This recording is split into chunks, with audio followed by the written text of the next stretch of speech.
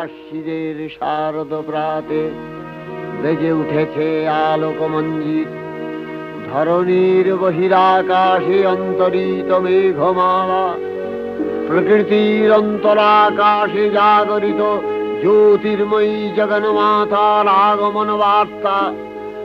আনন্দময়ী মহামায়ার পদধ্বনি অসীম ছন্দে বেজে উঠে রূপলোক ও রসলোকে আনে নবভাব মাধুরীর সঞ্জীবন।